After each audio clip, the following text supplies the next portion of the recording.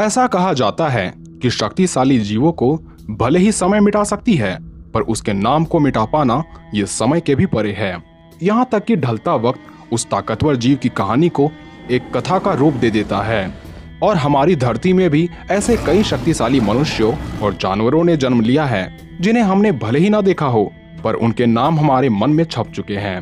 ठीक ऐसे ही दो जीव थे, डायनासोर की दुनिया का बेताज बादशाह टायरानोसोरस रेक्स और प्लेस्टोसिन इपोक का भय स्माइलोडॉन।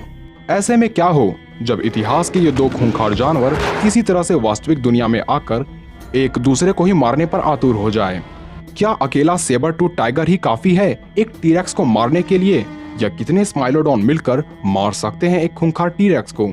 तो वीडियो में अंत तक बने रहें और वीडियो को लाइक जरूर कर दें।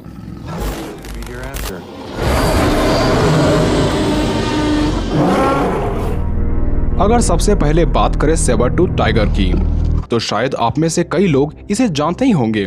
फिर भी बता दूं कि इस शिकारी का राज आज से 10,000 सालों पहले धरती के विभिन्न हिस्सों में हुआ करता था, और ये जिस जगह भी रहते थे पूरा जंगल इसके आगे घुटने टेक ही देता था, क्योंकि एक बड़े मुंह, बड़े शरीर, नुकीले पंजे और 8 इंच लंबे कैनाइन दांतों वाले राक्षस के सामने कोई भी अपने नजरें उठाने की भूल नहीं कर सकता था, क्योंकि सभी जानवरों को पता था कि इस दानव के लंबे दांत एक बार अगर शरीर को चीर कर अंदर घुस जाए तो उसको खुद यमराज भी नहीं बचा सकते।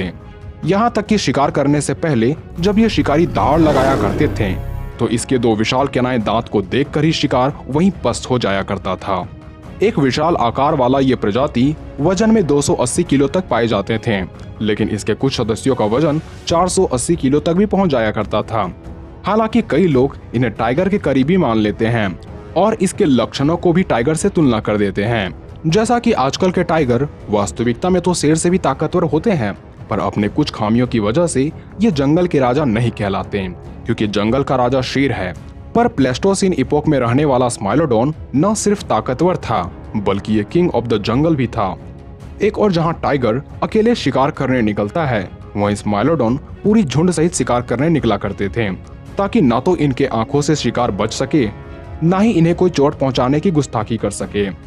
जैसा कि आप जानते ही होंगे कि एक बाघ जब शिकार करने निकलता है तो बिना ज्यादा सोचे ही ये शिकार पर टूट पड़ता है, पर कई बार शिकार बाघ की बिना योजना की गई झड़प से खुद को बचा लेता है, लेकिन स्माइलोडॉन ऐसी भूल कभी नहीं करते थे।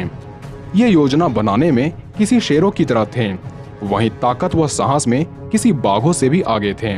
इसलिए चाहे सामने कोई भी हो, स्माइलोडॉन का पूरा दल उसे घेर कर उसका शिकार कर ही लिया करते थे। यहाँ तक कि टीरेक्स के समान विशाल और भारी मैमथ भी खुद को स्माइलोडॉन के हमले से नहीं बचा पाता था। वहीं अगर बात करें डायनासोर के किंग कहलाने वाले टीरेक्स की, तो इसके नाम का मतलब ही तानाशाह होता है, यानी ये जिस पर चाहे उस पर शासन कर सकते हैं।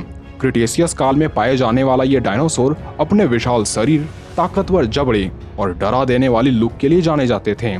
भले ही इसकी दहाड़ कैसी होती थी इस बात का प्रमाण अभी तक नहीं मिला है, पर अनुमान है कि इतने विशाल जबड़े और वोकल कॉर्ड्स होने की वजह से इसके दहाड़ मात्र से ही पूरा जंगल कांप उठता होगा।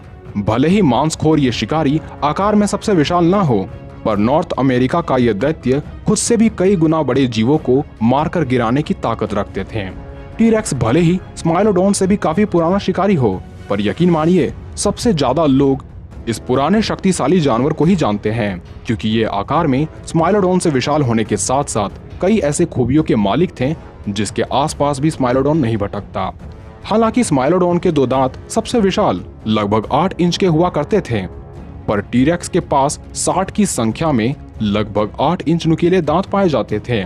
ऊपर से इसकी बाइट फोर्स आज के स्टील को भी काटने के लिए पर्याप्त था। ऐसे में उस काल के रहने वाले शिकार की क्या ही हालत होगी, इसकी मात्र कल्पना ही की जा सकती है। अपने बाइनोक्यूलर विजन से ये किसी भी शिकार को छिपने का एक मौका भी नहीं देते थे, और अगर कोई इसके आंखों से बच भी जाए तो इसकी ओलाफैक्टरी नर्व्स यानी सूंघने की क्षमता से कोई नहीं बच सकता था। ऐसा माना जाता है कि टीरेक्स भी झुंड में शिकार करने को निकलते थे, पर यकीन मानिए ये अकेले किसी झुंड से कम न थे। इसलिए इस मुकाबले में अगर एक तरफ सिर्फ एक ही टीरेक्स हो और दूसरी तरफ एक स्माइलोडॉन, तो भले ही स्माइलोडॉन का हल्का शरीर, 45 किलोमीटर प्रति घंटे की रफ्तार, बड़े खुलने वाले जबड़े, इसे बैटल में काफी सहायता प्रदान करते हैं, मगर टी-रेक्स भले ही 27 किलोमीटर प्रति घंटे की रफ्तार से भाग सकता है, पर यह जल्दी से नहीं थकता और इसकी चमड़ी इतनी सख्त है जिस पर स्माइलोडॉन के दांत नहीं लग पाते। हालांकि कुछ कमजोर अंगों पर टी-रेक्स को चोट पहुंचाया जा सकता था, पर उससे पहले टी-रेक्स अपने दुश्मन को नहीं छोड़ते थे। वैसे में अकेला स्माइलोडॉन तो टी-रेक्स के लिए किसी एक निवाले के समान है। तो ऐसे में ये सवाल उठता है कि कितने स्माइलोडॉन मिलकर एक टी-रेक्स को मार गिराएं, क्योंकि अकेले स्माइलोडॉन कभी भी शिकार करने नहीं निकला करते थे। इसकी कम से कम संख्या 4 से 5 की होती ही थी।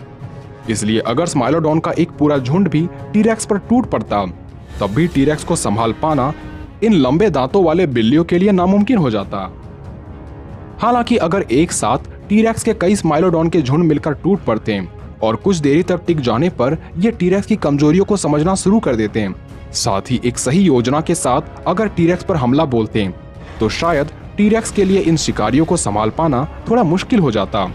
फिर भी कम से कम 50 से 60 स्माइलोडॉन में से टी-रेक्स 30 से 40 स्माइलोडॉन को मार ही डालता और ज्यादा घायल होने पर टी-रेक्स लड़ना बंद कर देता। खैर, आपके हिसाब से कितने स्माइलोडॉन मिलकर एक टी-रेक्स को मार पाएंगे, हमें कमेंट में लिखना ना भूलें। तो मिलते हैं अगले वीडियो में।